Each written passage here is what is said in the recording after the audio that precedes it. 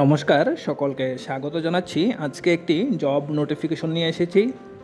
এসএসসির মাধ্যমে জব নেওয়া হবে বিভিন্ন ডিপার্টমেন্ট অফ ইন্ডিয়ান আর্মি, ভারতীয় সেনার বিভিন্ন ডিপার্টমেন্টে লোক নেওয়া হবে। কনস্টেবল অর্থাৎ জিডি, জেনারেল যেটা ডিউটি রয়েছে সে তার জন্য কী নেওয়া হবে, সিআরপিএফ নেওয়া হবে, বিএসএফ নেওয়া হবে এবং আসাম রাইফেলস নেওয়া হবে 2021। তোমাদের যে মেইন জিনিসটা রয়েছে সেটা হলো date of submission of online application তোমরা 17/7/2021 থেকে 31/8/2021 মধ্যে করতে হবে। এই ডেটটা মনে রাখবে তোমরা, 31/8/2021 এর মধ্যে কিন্তু তোমরা আবেদন করবে অবশ্যই, যারা আবেদন করবে। তারপর তোমাদের যেটা রয়েছে সেটা হলো কম্পিউটার বেসড এক্সামিনেশন হবে। এগুলি পরবর্তী সময়ে তোমাদের ইনফর্ম করে দেওয়া হবে। তারপর যেটা রয়েছে সেটা হলো তোমাদের কোন কোন ডিপার্টমেন্টে নিয়োগ করা হবে। বিএসএফে নিয়োগ করা হবে, সিআইএসএফে নিয়োগ করা হবে, আইটিবিপিতে নিয়োগ করা হবে, এসএসবিতে নিয়োগ করা হবে, এসএসএফে নিয়োগ করা হবে জেনারেল ডিউটির জন্য, এবং আসাম রাইফেলে নিয়োগ করা হবে। তারপর যেটা রয়েছে সেটা হলো তোমাদের কি করা হবে। প্রথমে কম্পিউটার বেসড এক্সামিনেশন হবে, তারপর হবে ফিজিক্যাল এফিসিয়েন্সি টেস্ট, তারপর হবে ফিজিক্যাল স্ট্যান্ডার্ড টেস্ট, তারপর মেডিকেল এক্সামিনেশন, তারপরে হবে ডকুমেন্ট ভেরিফিকেশন। এই প্রসেসের মাধ্যমে তোমরা উত্তীর্ণ হলে তোমরা চাকুরিতে নিয়োগপত্র পাবে। তারপর রয়েছে যে অ্যাপ্লিকেশন কিভাবে করবে। অ্যাপ্লিকেশন অনলাইন করতে হবে, অনলাইন মোডে তোমাদের অ্যাপ্লিকেশন করতে হবে। তারপর রয়েছে সেটা হলো তোমাদের কম্পিউটার বেসড এক্সামিনেশন হবে। এইগুলির জন্য হিন্দি অথবা ইংলিশ এই দুইটা ভাষাই হবে। এক হলে তোমাদের হিন্দিতে দিতে হবে, না হলে ইংলিশে দিতে হবে কম্পিউটার বেসড এক্সামিনেশনটা। তারপর যেটা রয়েছে সেটা হলো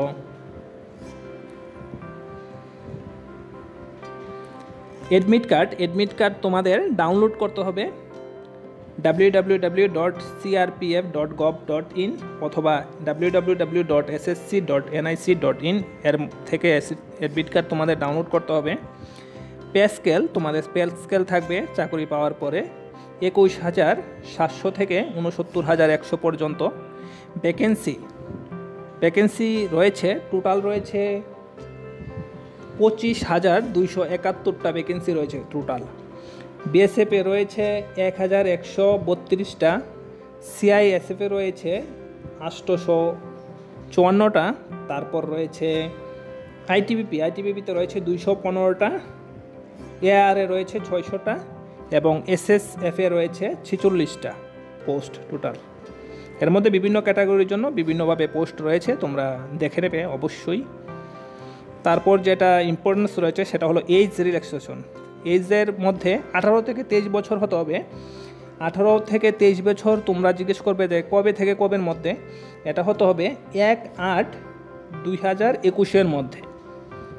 তোমার যদি 2/8/1998 থেকে 1/8/2003 মধ্যে জন্ম হয় তবেই তুমি দিতে পারবে। 2/8/1998 থেকে 1/8/2003 মধ্যে। এবং বিভিন্ন ক্যাটাগরির জন্য এজ রিল্যাক্সেশন রয়েছে। এসসি এবং এসটির জন্য 5 বছর এবং ওবিসির জন্য 3 বছর রিল্যাক্সেশন রয়েছে, এবং অন্যান্যগুলি রয়েছে, আমি সেগুলি আর আলোচনা করছি না। তারপর যেটা রয়েছে সেটা হলো অনলাইন হবে পরীক্ষা। তারপর ডেট অফ বার্থ তোমাদের ফিল আপ করতে হবে। মাধ্যমিকে যে তোমাদের অ্যাডমিট রয়েছে সেই অ্যাডমিট অনুযায়ী date of birth fill up করবে, ওকে। তারপর যেই জিনিসটা তোমাদের ইম্পর্টেন্স রয়েছে সেটা হলো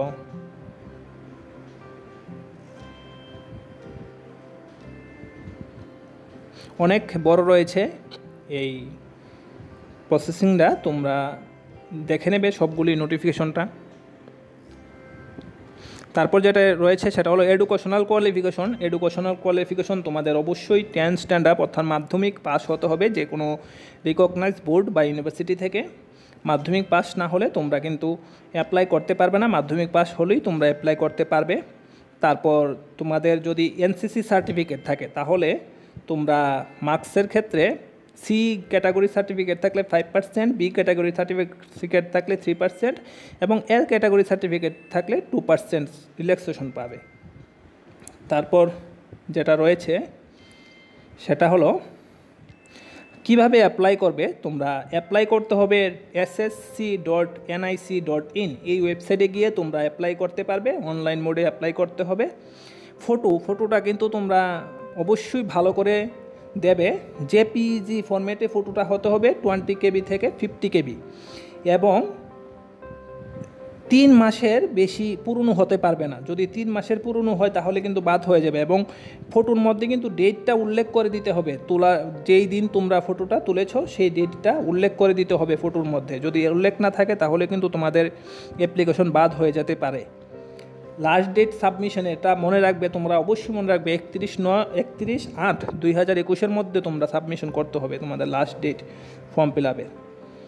তারপরে অ্যাপ্লিকেশন ফি কত টাকা লাগবে তোমাদের ফর্ম ফিল আপ করতে। জেনারেল যারা ক্যান্ডিডেট রয়েছে তারা 100 টাকা দিতে হবে এবং সব অন্যান্য যে ক্যান্ডিডেট রয়েছে যারা SC ST তাদেরকে এবং ওমেন যারা মহিলা রয়েছে তাদেরকে তোমার কোনো ফিস দিতে হবে না, তোমার ফি দিতে হবে না। তোমরা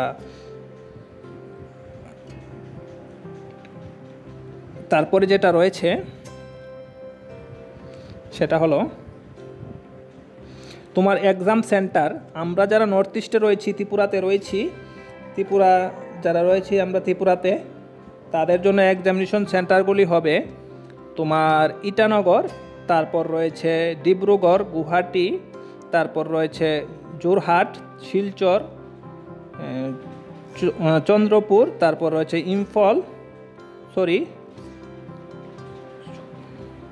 চুরাচন্দপুর, তারপর রয়েছে ইম্ফল, তারপর রয়েছে শিলং, তারপর রয়েছে আইজল, তারপর রয়েছে ডিমাপুর, তারপর রয়েছে কোহিমা, তারপর রয়েছে আগরতলা তো তোমাদের রয়েছে সেন্টার কম্পিউটার বেসড এক্সামিনেশনের জন্য সেন্টার আগরতলা তো রয়েছে, তোমরা আগরতলা দেবে। 3টি চয়েস করতে পারবে, তোমাদের মনে রাখতে হবে যে 3টি সেন্টার চয়েস করতে পারবে। একবার সেন্টার চয়েস করার পরে তোমরা কিন্তু চেঞ্জ করতে পারবে না, কোনো কারণবশত তোমরা চেঞ্জ করতে পারবে না একবার সেন্টার চয়েস করে পরে। তাহলে সেন্টারগুলি তোমরা ভেবেচিন্তে চয়েস করবে। তোমরা যারা ত্রিপুরার রয়েছে তোমরা আগরতলা প্রথম দেবে, তারপর অন্য 2টা সেন্টার চয়েস করবে। তারপর রয়েছে তোমাদের এক্সাম যে হবে সেগুলি কিসের উপর ভিত্তি করে হবে। প্রথমে যেটা রয়েছে জেনারেল ইন্টেলিজেন্সি ও রিজনিং, এর থেকে 25টা কোয়েশনস আসবে, 25 মার্কস। জেনারেল নলেজ এবং জেনারেল অ্যাওয়ারনেস থেকে 25টা কোয়েশনস আসবে, 25 মার্কস। এলিমেন্টারি ম্যাথমেটিক্স থেকে 25টা কোয়েশনস আসবে, 25 মার্কস। হিন্দি অথবা ইংলিশ, যারা হিন্দি সিলেক্ট করবে তাদের হিন্দি থেকে 25টা আসবে, যারা ইংলিশ সিলেক্ট করবে তাদের ইংলিশ থেকে 25টা কোয়েশনস আসবে, 25 মার্কস। সবগুলি অবজেক্টিভ টাইপ থাকবে।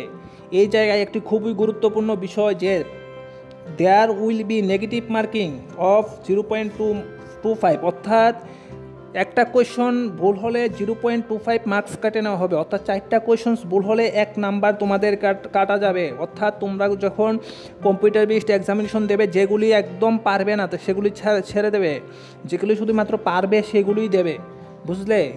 যদি যেগুলি না পারো সেগুলি দেও, তাহলে যদি ভুল হয় তাহলে নেগেটিভ মার্কস চলে আসবে, তাহলে হবে না। কিন্তু তোমাদের সিলেবাসগুলি কি রয়েছে, জেনারেল ইন্টেলিজেন্সির মধ্যে, রিজনিংয়ের মধ্যে বিভিন্ন জিনিস রয়েছে, তোমাদের পারিপার্শ্বিক যেগুলি রয়েছে সেই জিনিসগুলি রয়েছে, তাছাড়া বিভিন্ন জিনিস তোমরা রয়েছে যেগুলি তোমাদের পড়তে হবে, সেগুলি তোমরা দেখবে। তারপরে জেনারেল নলেজের মধ্যেও রয়েছে history, Indian culture, Indian geography, polity, Indian constitution, বিভিন্ন জিনিস রয়েছে যেগুলি তোমাদের পড়তে হবে।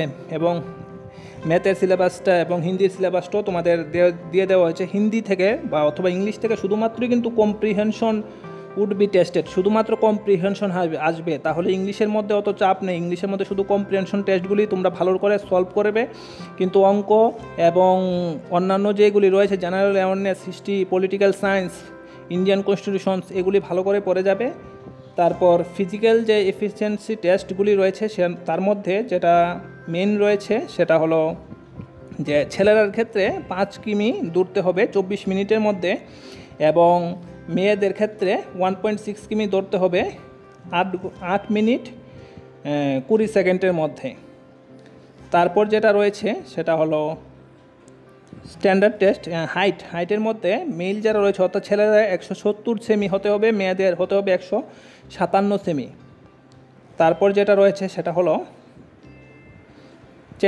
চেস্টের মধ্যে তোমাদের হতে হবে 80 সেমি এবং বুক ফুলিয়ে তোমাদের হতে হবে আরও 5 সেমি বেশি অর্থাৎ 85 সেমি হতে হবে। এগুলি তোমাদের মনে রাখতে হবে এবং এগুলি তোমরা ভালো করে রপ্ত করবে। ওয়েট হবে হাইট এবং এজ অর্থাৎ তোমাদের উচ্চতা এবং বয়স অনুযায়ী তোমাদের এজগুলি হবে। তাহলে তোমরা অবশ্যই এইগুলি কোয়ালিফিকেশনগুলি যদি তোমাদের থাকে তোমরা এই ফর্মটা ফিল আপ করে নাও। এর মধ্যে প্রচুর ভ্যাকেন্সি রয়েছে, প্রায় 26,000 ভ্যাকেন্সি রয়েছে। অবশ্যই তোমরা ভালো করে দিলে পেতে পারবে। তোমরা অবশ্যই ভিডিওটি বন্ধুদের সঙ্গে শেয়ার করো, তারাও যাতে ফিল আপ করতে পারে এবং বিভিন্ন জিনিসগুলি যেগুলি তোমাদের জানা দরকার সেগুলি আমি আলোচনা করেছি। প্রচুর পরিমাণে এখানে পেজ রয়েছে আরও, তোমরা অবশ্যই ফিল আপ করার আগে একবার অবশ্যই সবগুলি পেজ পড়ে নেবে ভালো করে। তোমাদের বেস্ট অফ লাক রয়েছে তোমাদের পরীক্ষার জন্য। অবশ্যই ভিডিওটি বন্ধুদের সঙ্গে শেয়ার করবে, ভিডিওটিতে লাইক করবে, চ্যানেলে নতুন হলে সাবস্ক্রাইব করবে। ভিডিওটি দেখার জন্য তোমাদের অসংখ্য ধন্যবাদ।